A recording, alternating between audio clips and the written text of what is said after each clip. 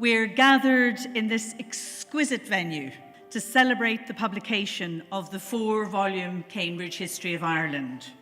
It's a very timely moment to address the history of Ireland as a general survey, if you like, gathering together a synthesis of scholarship that has emerged over the last 40 years since the new history of Ireland was first commissioned, which took, of course, 40 years to do.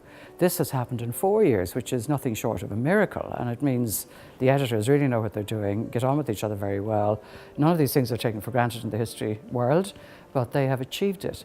But I think that the general population, as well as academia, are going to find them incredibly stimulating, full of information they haven't had before, full of angles, interpretations and opinions that they haven't seen before.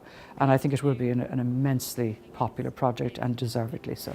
I'm truly honoured to present the Cambridge History of Ireland to you. Thank you very much.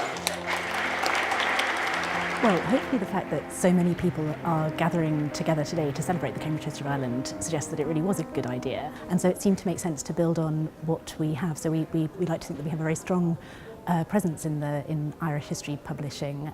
When I mentioned to some colleagues about 5 years ago that Cambridge University Press had asked me to head up a new project, a Cambridge History of Ireland in 4 volumes, their reaction was pretty uniform. "You've got to be kidding," was the first one. "Why" is another one, and "you cannot be serious" was a third. I think one of the objectives of a good historian is to try to be faithful and honourable to the people in the past. It's not that they're all likeable. There have been numerous people in the past you would actually, indicate if I had the opportunity, no, I would not really want you as a dinner companion for an evening. You might like to be in a situation which you could simply pose questions to them, but nonetheless, I think we have to try and provide some sort of justification, provide some explanation of what they were, what motivated them, whether the goals to which drove them are ones to which we concur with or don't concur with, or whether they're the ones that are echoed by society today or reprobated by society today. I mean, I grew up in a house full of books, full of history books. My father was a physician, but I think he would have secretly loved to have been a historian.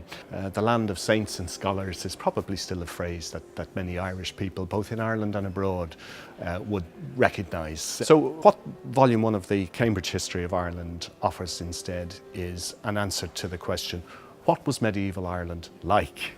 Everybody bows to the past, but we're no longer bound by it. And I think that's a very significant transformation that has gone on at the turn of the 21st century, and these volumes capture that. They capture a moment in the history of our nation.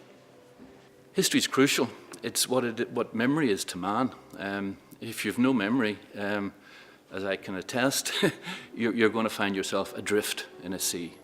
And today we celebrate an important addition to the tradition of history writing in Ireland. Indeed, perhaps some of the younger historians in this room will come to revise anew these volumes, and that, I believe, will be the measure of our success in the coming years.